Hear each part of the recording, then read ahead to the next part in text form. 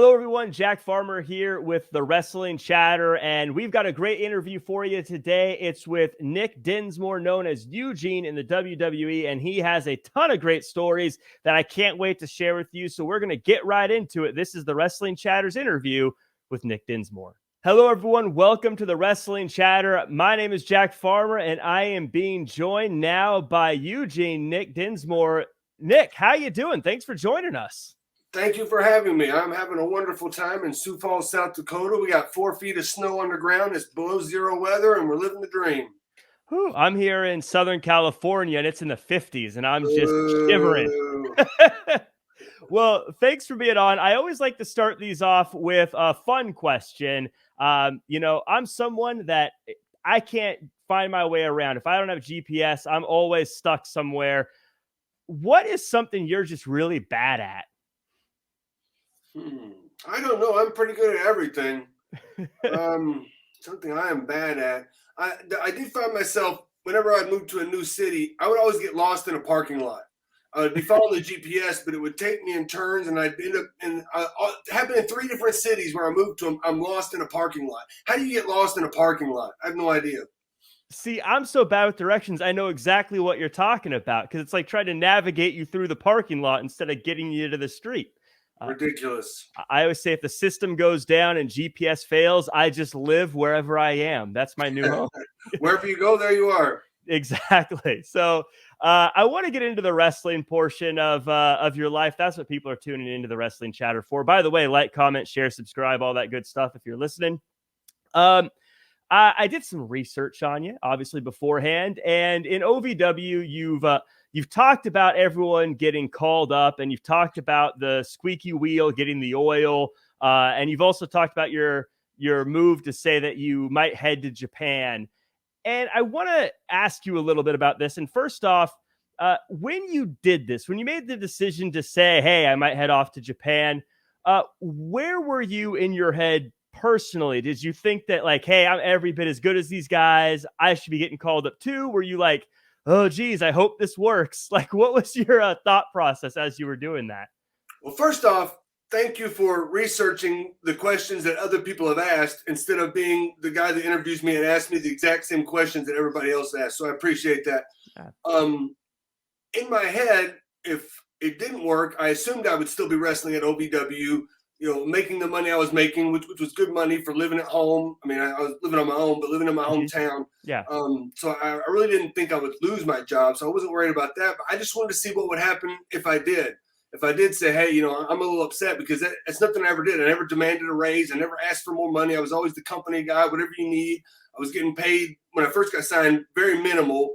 When Brock Lesnar and Batista and guys were there, they were making much more than I was making. But I was happy just to be under contract. Mm-hmm. So, this was the time when it wasn't too much of a I'm upset, but it was just a little, little grease on the wheel to see what would happen. I mean, I don't know. I wasn't in a bad place. I wasn't upset. I just felt like, I need to do something to say, hey, look at me. I need some, I need some attention over here to see either you're going to call me up or I'm going to be a tool of OVW. Right. And did you have a backup plan? Like if they said, good luck in Japan, did you know what were you just going to say, no, okay, never mind, or just kind of playing it as it happened? No, I graduated from college, so I had a college degree. That was the ultimate backup plan. But as far as that went, it really wasn't, because I knew I was good enough. I was talented enough. It was just whether, and this is what it comes down to sometimes, if the writers can write you into the storyline. If you have a character or a story that the writers can write for. There have been great wrestlers that have been trying to get on TV, and if you can't get written for, then you don't have much luck. Right. Now, the character of Eugene came, Rip Rogers tells you about this idea. You guys talk about this idea. And again, I'm a big fan of what people are thinking, what they're going through, what their internal monologue is.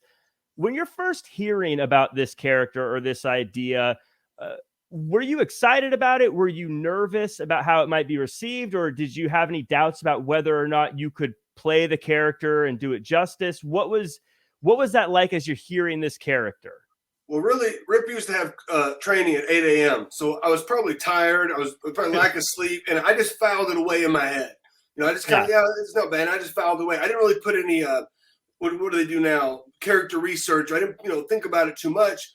But when the time came back around, when I think I was meeting with I met with the agents first, and they're like, "Well, do you have any ideas?" And it was like, "Well, I got this idea," and it was just a germ of an idea that Rip planted in my head, and it boiled on a couple months later, and the writers came down, same thing.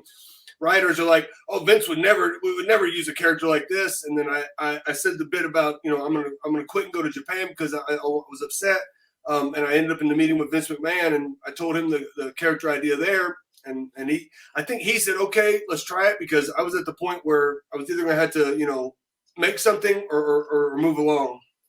Right. Now, this is a character that obviously has had different reactions over the years. I'm a big believer in wrestling just has a massive fan base, and I'm a big believer in representation and people having characters on TV that they can relate to in a diverse group of characters.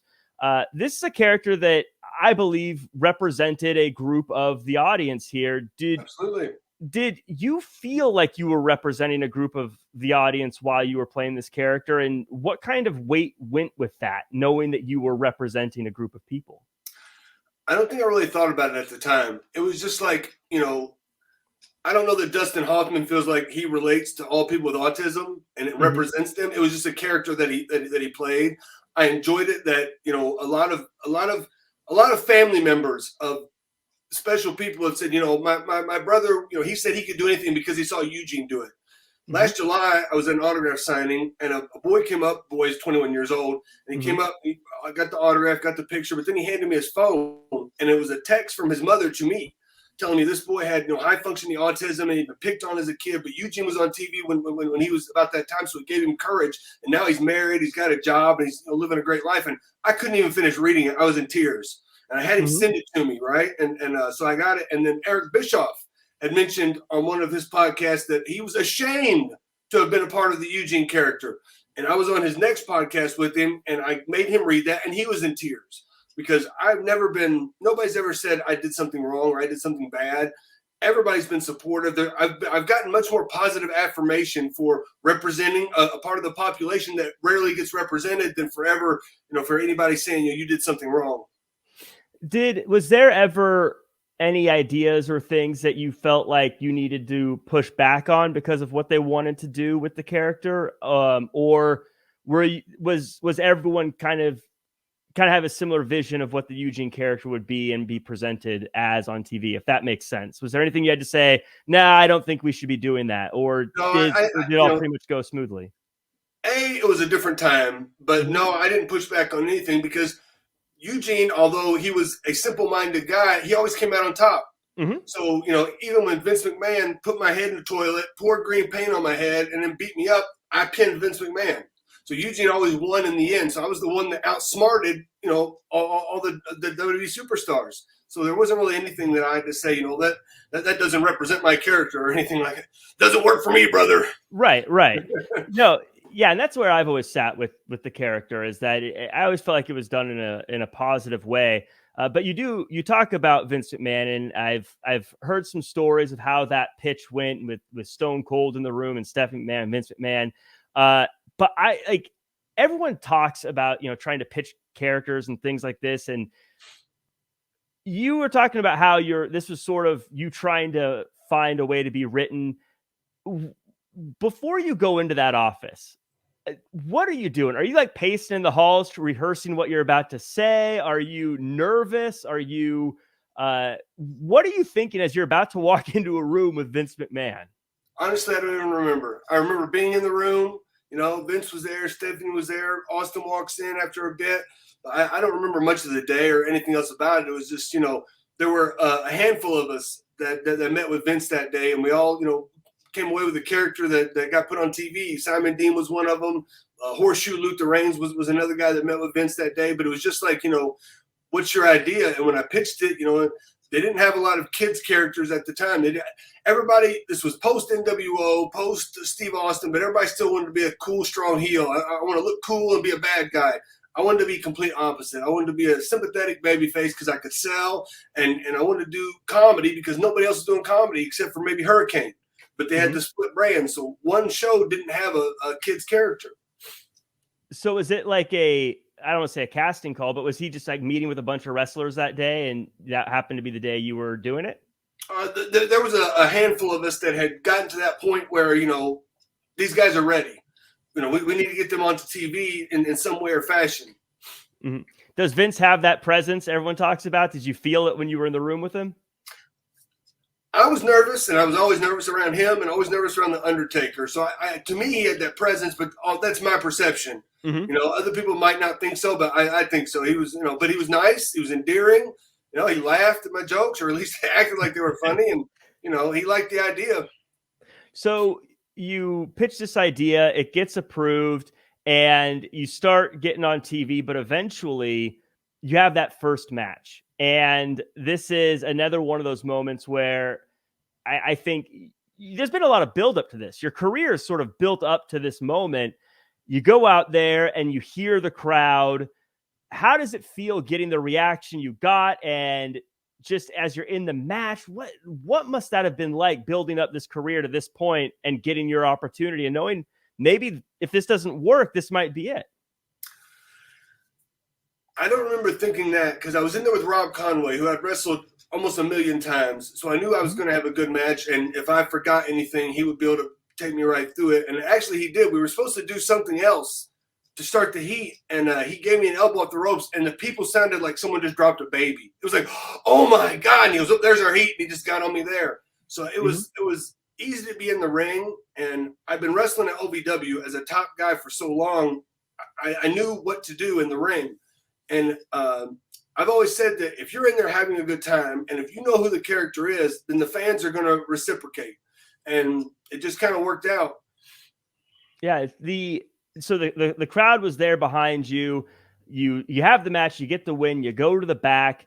Was it immediate, or at what point did you realize you had struck gold with this character? And I feel like saying struck gold works because there's a lot of characters from that time that we don't talk about, but Eugene is one that still gets talked about. What was the moment that you said to yourself, you know what, this might be something?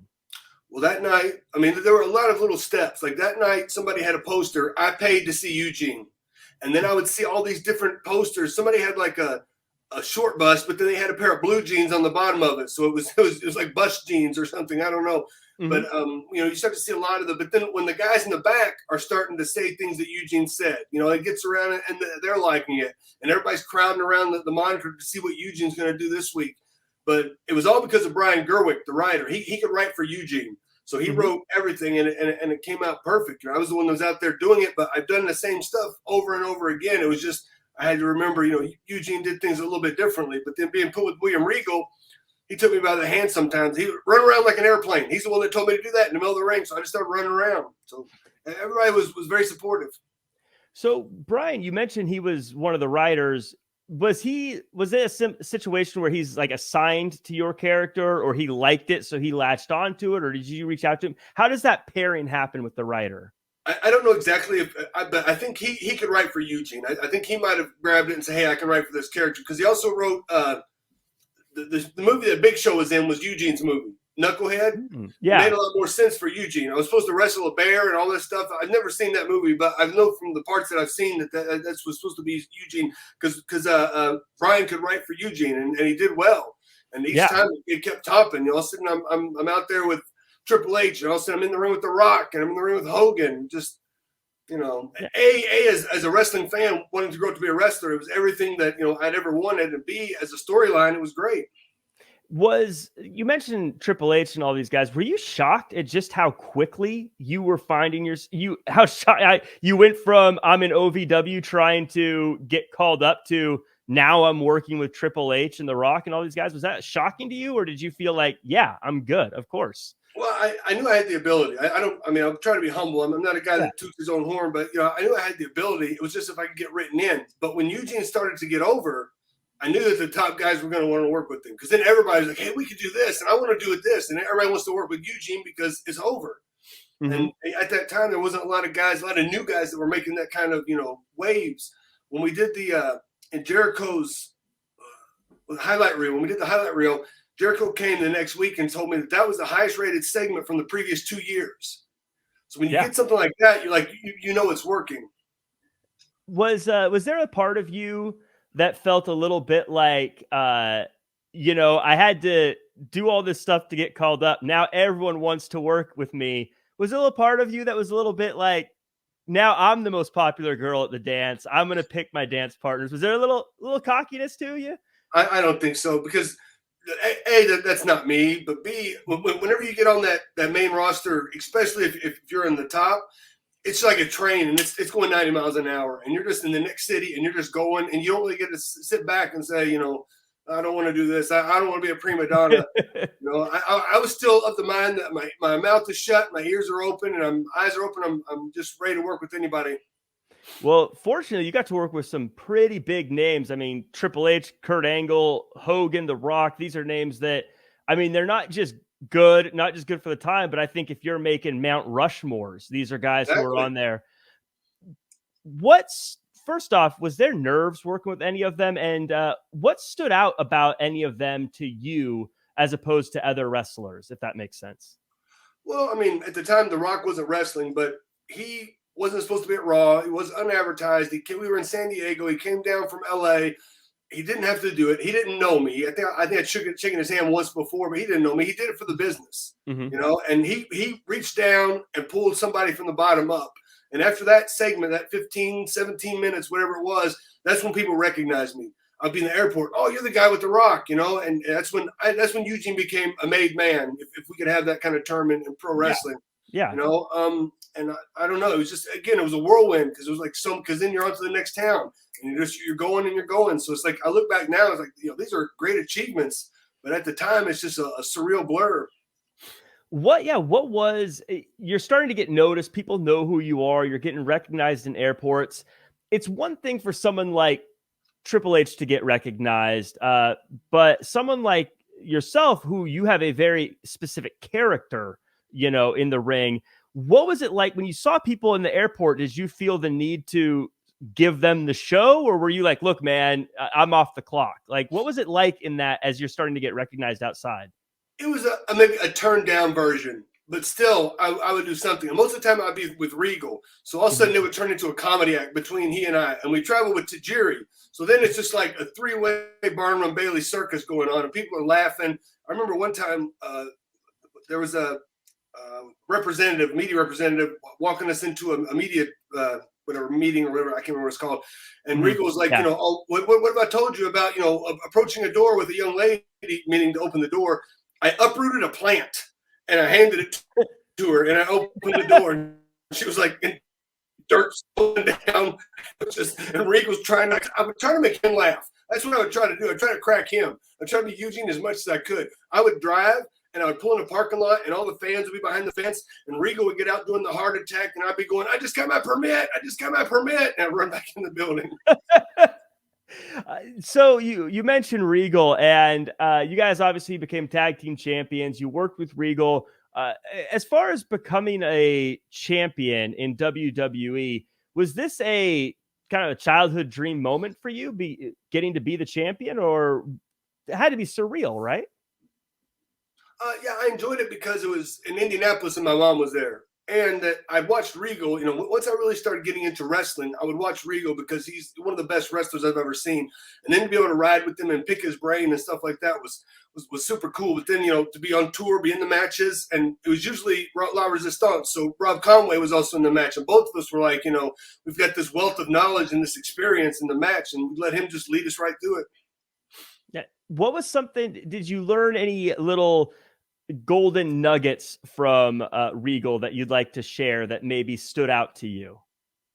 I can't really think of it. I mean, there were so many things. I would talk his ear off the whole time, and just about the business and how, you know, the television show of WWE might not be the same as the traveling performance that it used to be. You know, kind of like how was it put?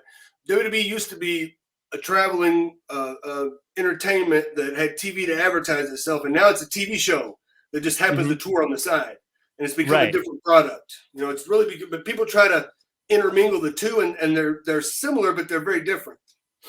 Do you still watch or keep up with what's going on with mainstream wrestling? I know you do, and we'll talk about this in a moment. I know you have your own endeavors with wrestling, but do you keep up with what's going on with WWE and AEW or Impact or wherever else? I might not watch the shows, but it's hard to not follow it on social media just because everybody posts and reposts. So I mean, I see the headlines, and I might watch a couple minutes here and there, but it's not the way I remember it as a kid.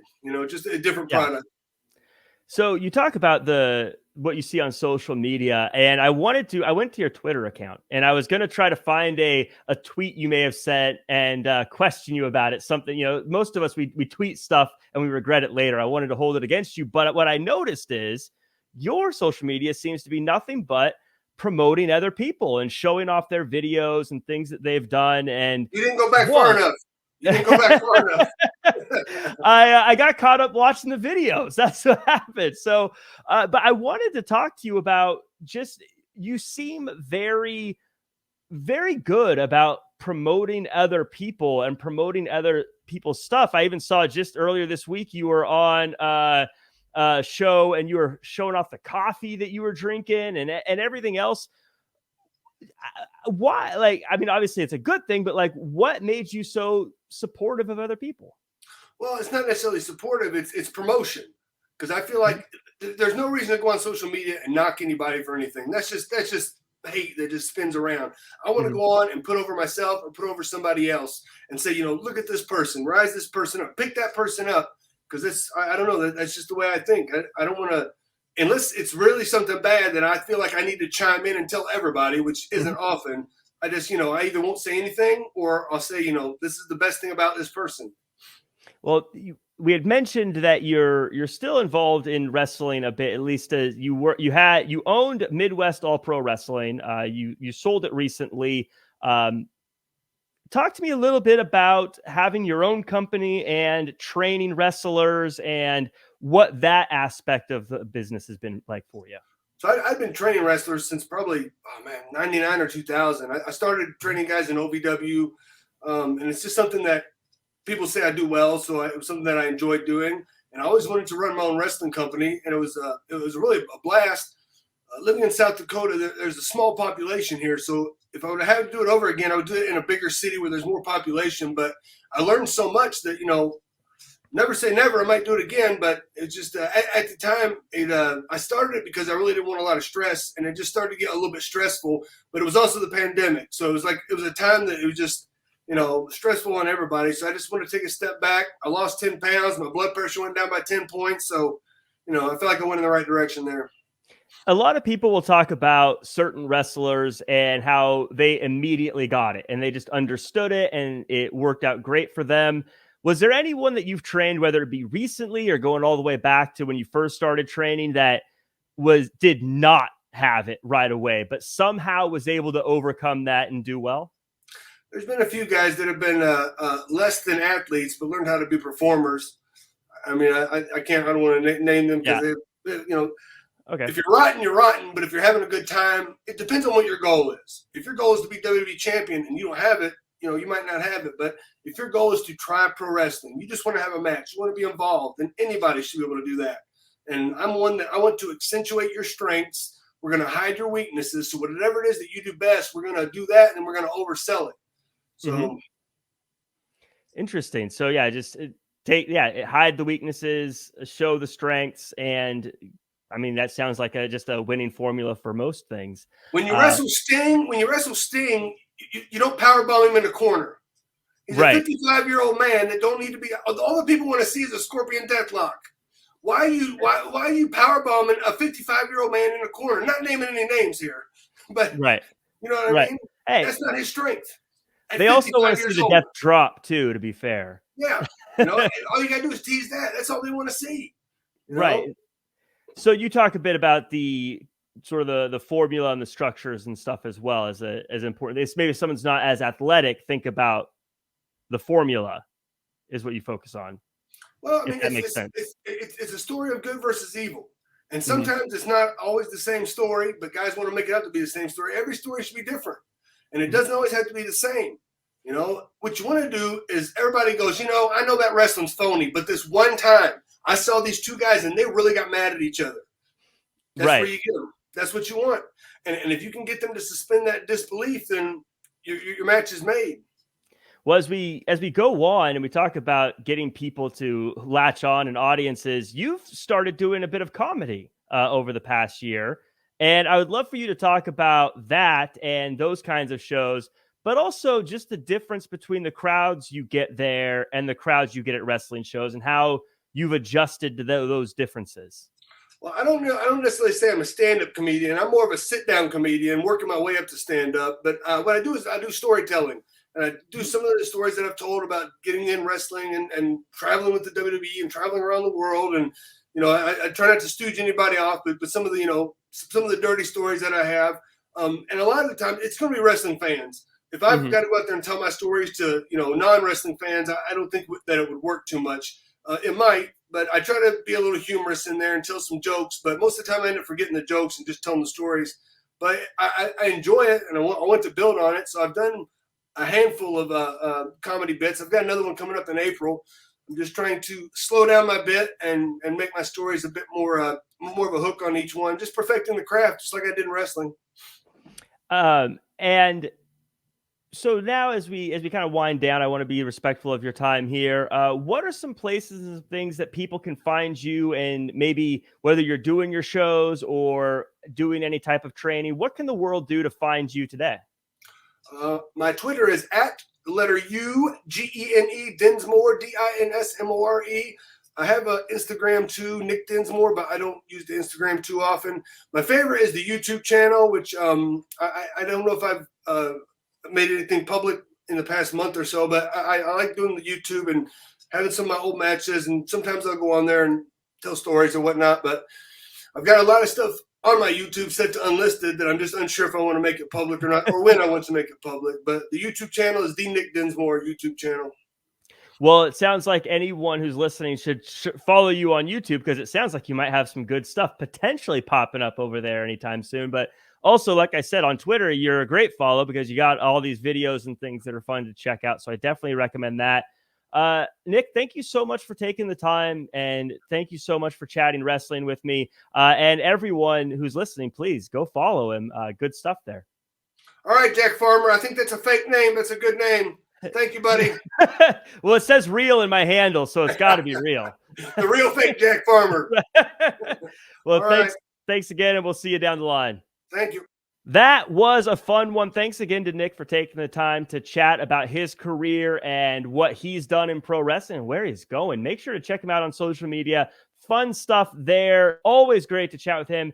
But listen, if you're listening to the Wrestling Chatter, like, comment, share, subscribe. This is going to have a whole bunch of cool interviews coming up, and you're going to want to make sure that you're aware of them. So hit the little bell button so that you can know when they come up. Follow the channel, follow all the social media. I'm Jack Farmer, and we'll see you guys next time.